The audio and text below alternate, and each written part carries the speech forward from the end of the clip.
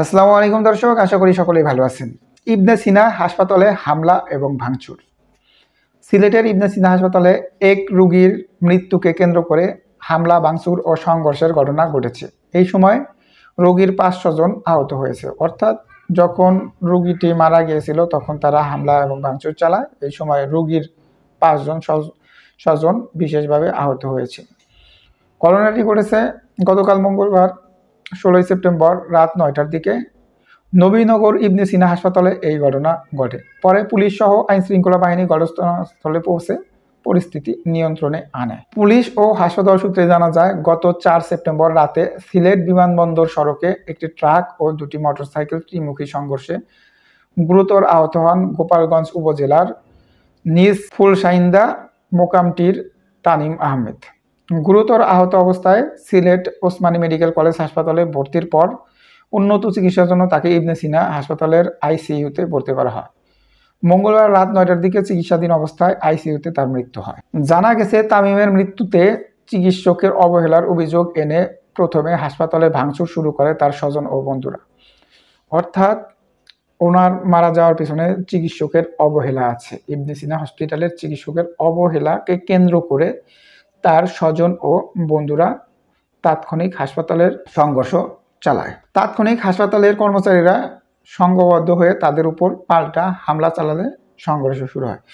যখন তার আত্মীয় স্বজন হামলা চালায় তখন হাসপাতালের যারা নিরাপত্তা কর্মচারী ছিল তারা একসাথে সংঘবদ্ধ হয়ে ওই স্বজন এবং অর্থাৎ মৃত ব্যক্তির স্বজন এবং তার বন্ধুদের উপর পাল্টা হামলা চালায় এবং পরবর্তীতে এই হামলা এবং পাল্টা হামলায় সংঘর্ষে রূপ নেয় দর্শক। তবে হামলার ঘটনায় তৃতীয় পক্ষ জড়িত এমন অভিযোগ করে সিলেট জেলা জামায়াতের আমির হাবিবুর রহমান বলেন, রোগীর অবস্থা এতই শোচনীয় ছিল যে আগেই মারা যাওয়ার কথা ছিল, তবুও তারা চিকিৎসায় অবহেলার অভিযোগ করে হামলা চালিয়েছে।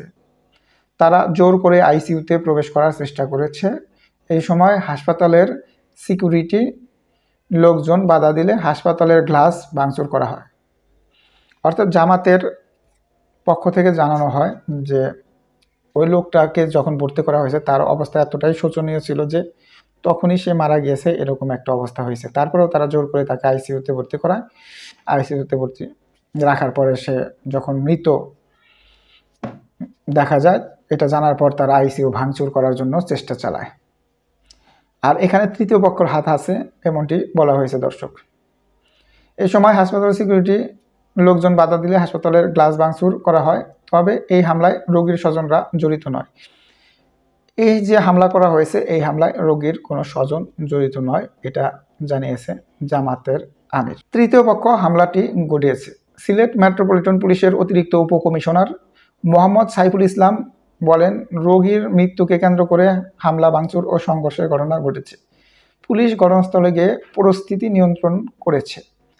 ইবনে সিনা হাসপাতালের ঘটনায় বিষয়টি নিষ্পত্তি হয়েছে। তিনি আরও বলেন, সিলেট মহানগর বিএনপির শীর্ষ নেতাদের উদ্যোগে রাত ১২টার দিকে হাসপাতাল কর্তৃপক্ষ ও নিহত পরিবার স্বজনদের মধ্যে সমঝোতা হয়।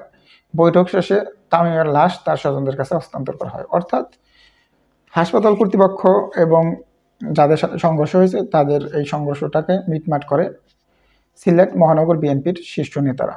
তারপরে স্বজনদের কাছে ইবনে সিনা হসপিটাল থেকে লাশটি হস্তান্তর করা হয়। দর্শক, এই যে ঘটনা ঘটছে বাংলাদেশের বিভিন্ন সময় বিভিন্ন জায়গায় দেখা গেছে যে একটা ঘটনা ঘটছে বা একটা সংঘর্ষ ঘটছে, পরবর্তীতে দেখা যায় যে আসলে এটা মূলত তৃতীয় পক্ষ ঘটনাটি ঘটেছে। অর্থাৎ দেশের পরিস্থিতি ঘোলাটে করার জন্য আওয়ামী সন্ত্রাসী যারা আছে, ছাত্রলীগ থেকে এই ধরনের ঘটনা বেশিরভাগ সময় ঘটিয়ে থাকে দর্শক। এটা আসলে তদন্ত করলে বেরিয়ে আসবে এই ঘটনার সাথে কারা বা কে জড়িত। দর্শক, ইবনে সিনা হসপিটালের হামলা এবং ভাঙচুরের বিষয়ে যদি আপনাদের কোনো মতামত থাকে তাহলে অবশ্যই কমেন্টসে জানাবেন। ধন্যবাদ সকলকে। আসসালামু আলাইকুম।